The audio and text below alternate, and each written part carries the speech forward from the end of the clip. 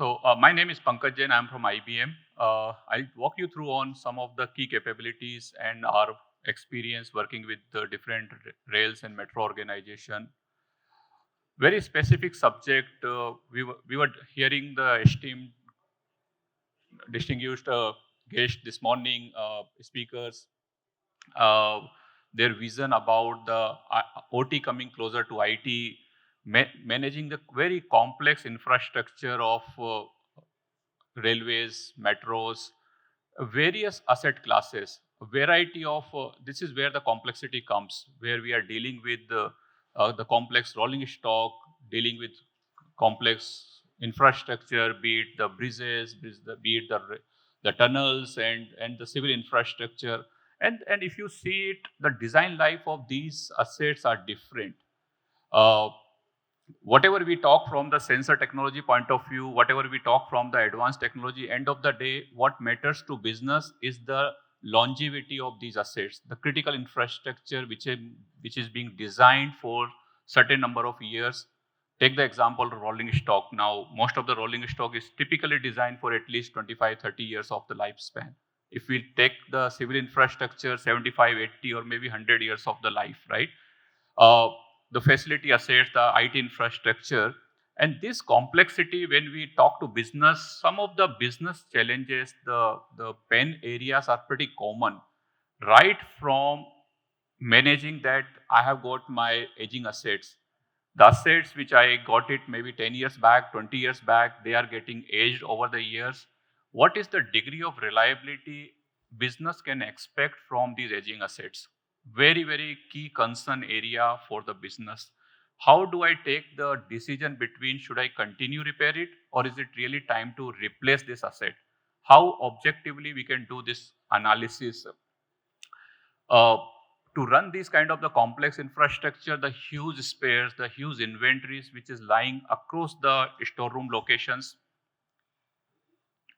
how do I optimize it? End of the day, that brings the business value back to organization. Very recently, I was interacting with Indian Railways officials and many organizations, the warranty situations. Business keeps raising the new indents, getting the spares procured without having the visibility of what's actually lying in the storeroom and whose responsibility it is actually. Uh, so as these assets are getting, of course, to manage this entire complexity of the asset classes, uh, these are the practical challenges. The person in the ground, the person who is maybe doing the inspection across the track, he's kind of taking the meter readings or data readings while we call it gang, right? A group of people doing the track inspection. How they are empowered so that they see the technology as an enabler rather than as a burden. It should be when the person is doing the failure reporting or actuals reporting, the person should have the digital access before we start talking where the data can come programmatically. So there are, hope you are able to hear me without this. I'm hearing some echo. So there are some challenges, and I'm sure as a business you would agree to me on these common challenges which I have mentioned. Of late, we have been hearing the industry leaders that how the way railways and metro have operated, but we are not competing with railways. We are not competing with railroads. Going forward, we are competing with the likes of airlines, likes of aviation sector. And these names I just put up here, but very recent, and there are number of such remarks and the ambition from the railway industry. Now, what is required to get to this level? I just kind of summarize in three specific bullet points. When we talk about start competing with aviation industry, you need to adopt those practices how the airlines and aviation sector has maintained their O&M very methodically.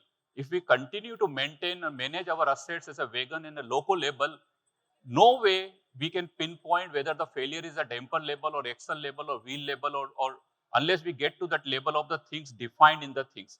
It's not about asset management. Sensor technology are now available and promising that they can bring the insight up to the and the part level things. But before we reach to that, have we really defined it in our single integrated system. First and foremost part. Second part is we, as an Indian Railway, now we are getting into our own manufacturing domain. We have to start thinking that how the large automotives of the world are thinking about it. The industry 4.0 and industry has started talking about 5.0 also. But what it means from the manufacturing point of view, most important part, because on a global domain, when we start supplying as a country the Vande Bharat fleet to other external countries, we are going to compete with the likes of the Dishwan, the likes of Keolis, and the large operators around the world. So that's the third very important point is how do I keep track of the complete O&M uh, things to be get competitive. Now, to bring these 3 points, first and foremost, to have the enable the asset of the future. Now, when I say asset of the future, it's kind of having a complete digital twin, not just for the visualization purpose. Visualization is one of the simplest thing possibly to have it, but keeping a complete track of how that particular asset was designed, how it is built, and how it is operated over the period. Bringing this information up to the nth level, I just repeat, not just at a bogie level or wagon level, going to the axle wheel damper level of the things. Then only you can do the pinpoint that the failure happened because of the specific vendor component or because of the specific position or specific configuration. Now, this bringing this capability of the asset is not about just the rolling stock, all sort of asset classes, be it the civil infrastructure, the S&T, the AFC, pretty much E&M, and all sort of the asset classes. Taking an example of that, just see, I have this civil infrastructure, the big ticket item for Indian Railway, I'm sure several thousand, and in fact, the number of bridges and tunnels goes in the lakhs also. But even if we consider the critical ones, which are still runs into several thousand number. How do we do the reliability engineering?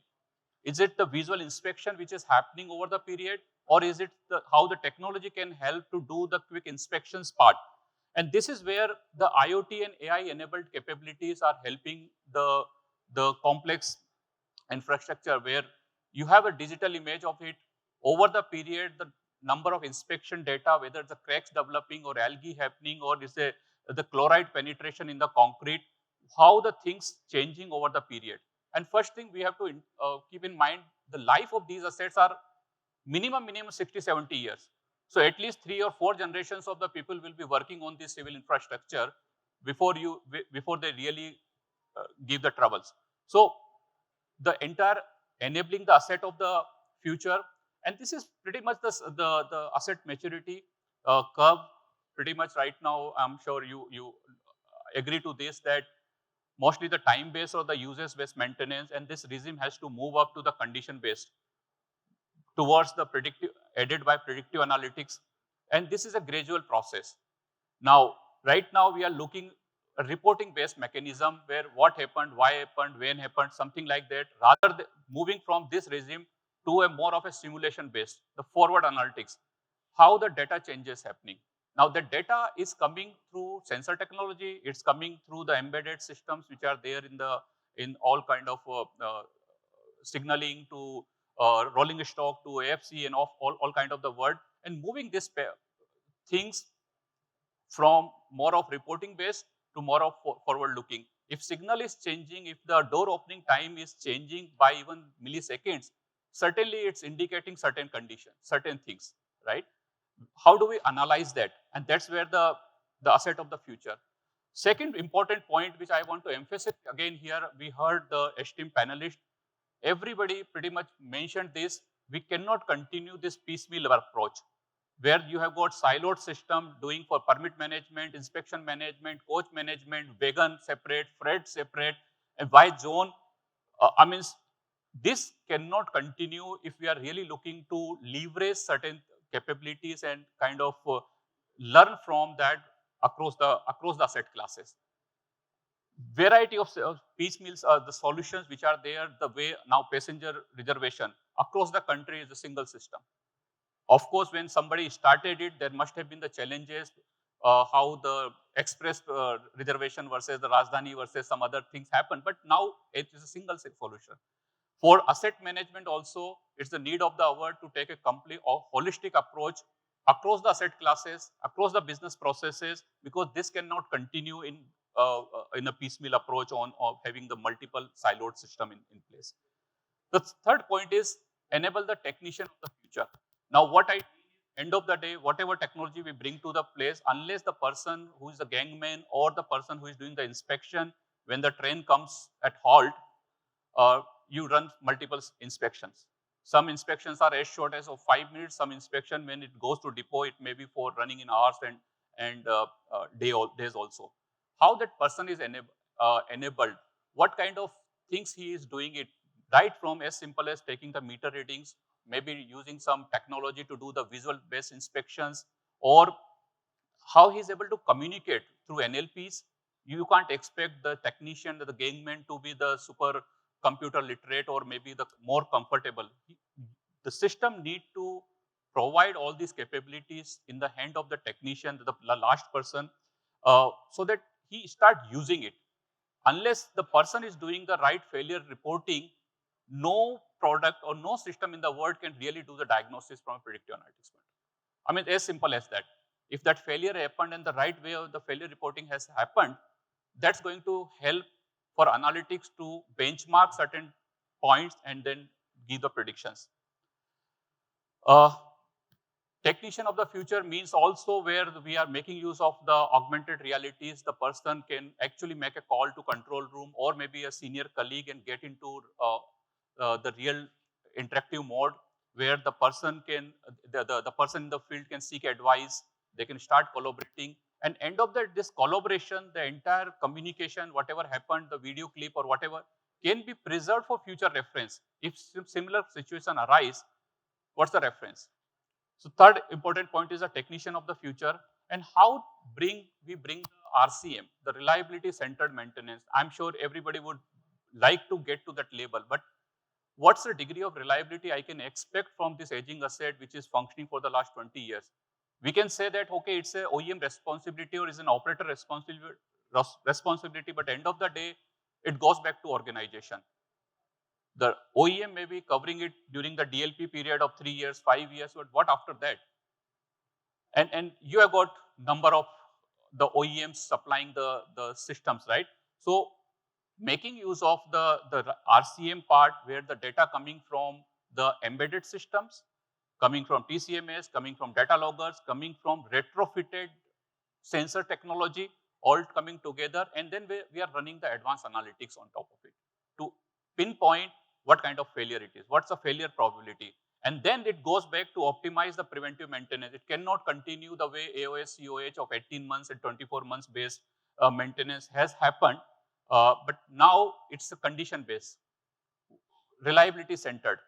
So putting this entire subject together, I have constraint of time, but IBM taking a very comprehensive, holistic approach around it, bringing all this technology component together, right from basic asset management, which is the managed part, the very first component, to the second part called monitor, where we start integrating with the OT system, variety of OT system, the devices coming from Honeywell to Siemens to Rockwell to Schneider Electric to Hitachi of the world. Now, at the back, if we just go one step behind it, uh, the industry protocols still goes back to the Modbus backnet of the world. Okay, I mean that language is still same, but that was not very much communicable to the IT protocols. That kind of gap we are bridging it so that we are able to connect to variety of source systems, and then taking it to the health analysis. What is the health of my fleet, of my this specific variant of, and this is how exactly aviation industry, I just go back to my initial remarks that where Indian Railway aims to compete with airlines, we got to adopt those best practices that aviation industry and airlines industry are doing it. The way they are managing their assets. Each part when it's taken out from one fleet going into another part, it goes back the entire data of the past history and everything. And that drives when should I repair it, when should I replace it. The visual based inspection where you taking the doing the image analytics, taking the pictures or videos and getting analyzed in real time or near real time, bringing the perspective.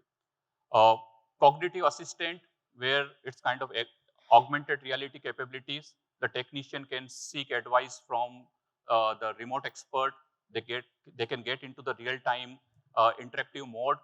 And good part is over the period you have the knowledge repository, and the AI engine is ready to give you the information when someone searches through the voice command or text or something. It gives with a confidence score that this is the right appropriate solution which was used at this time in this situation, uh, for you to do the right RCA and take the corrective actions. So with that, where have we been done? We have been closely working with 200 plus rail and metro organizations. In India, pretty much most of the metros are using it for rolling stock, this technology. But some of the metros also going beyond the rolling stock. They are using for all other asset classes, including S&T, E&M, and civil infrastructure. They started using it. Uh, we have some detailed case study and our demo booth back. So I would request you to please visit our demo booth for more details on this subject. With that, I conclude my presentation. Any question if you have, happy to take. Thank you very much.